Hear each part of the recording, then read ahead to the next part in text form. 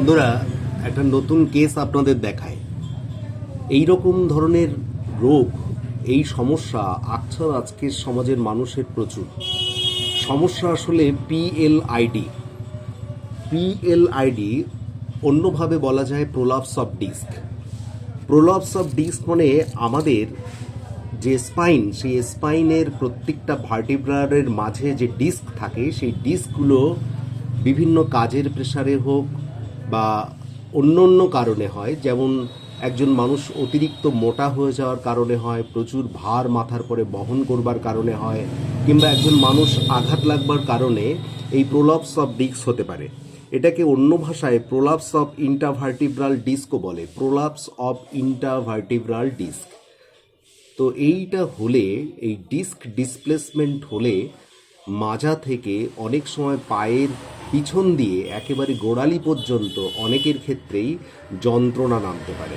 কেননা আমাদের শরীরের সমস্ত স্নায়ুগুলো মস্তিষ্ক থেকে মেরুদণ্ডের ভিতরের হাড়ের মধ্যে দিয়ে, মেরুদণ্ডের পিছনের হাড়ের মধ্যে দিয়ে একেবারে পায়ের শিরা পর্যন্ত পৌঁছে যায়। এবং এই প্রোলাপস অফ ডিস্ক হলে প্রথমেই ডিস্কগুলো গিয়ে আমাদের স্নায়ুগুলোতে চাপ দেয়, আর চাপ দিলেই তখন রোগী অসম্ভব ব্যথা অনুভব করে, বিশেষ করে মাজায়। এত ব্যথা যে সে বসতে পারেন না, কাজ করতে পারেন না, দাঁড়াতে পারেন না। এই যে ভদ্রলোক আমার সামনে দাঁড়িয়ে বসে রয়েছেন, ইনি হাফিজুর বাবু, এসছেন নদিয়া থেকে। নদিয়ার দত্তফুলিয়ার ভিতরে, জায়গার নাম কি বললেন? নাটপুরা। এটা ধানতলা থানার মধ্যে।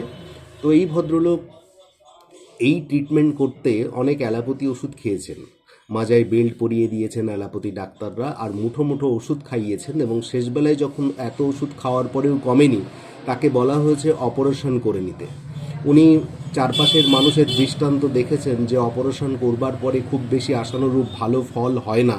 এটা জেনেছেন, দেখেছেন, বুঝেছেন বলে কোনো এক রোগীর কাছ থেকে আমার সন্ধান পেয়ে আজ বিগত কিছুদিন আমার কাছে এই বিষয়ে ট্রিটমেন্ট করছেন। ট্রিটমেন্ট করার যে পরিস্থিতিতে উনি এসেছিলেন, আজকে সেই পরিস্থিতি থেকে অনেকটা উন্নীত হয়েছেন, অনেকটা ভালো আছেন।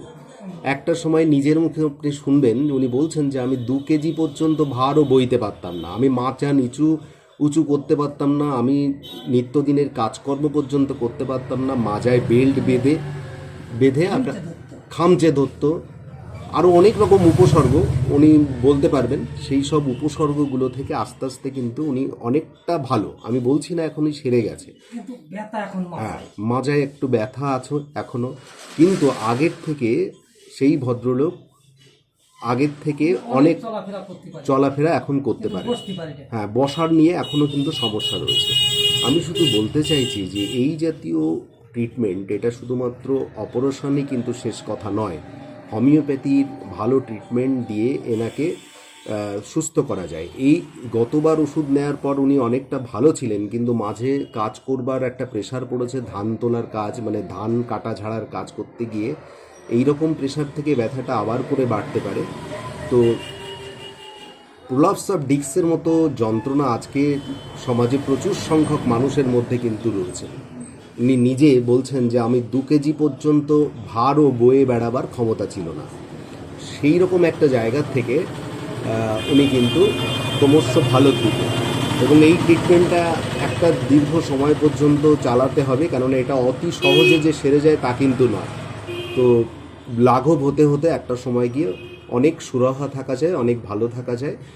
এটাই হচ্ছে হোমিওপ্যাথি করে দেখাতে পারে, তাই কিনা হাফিজুর বাবু? সে তো ঠিক।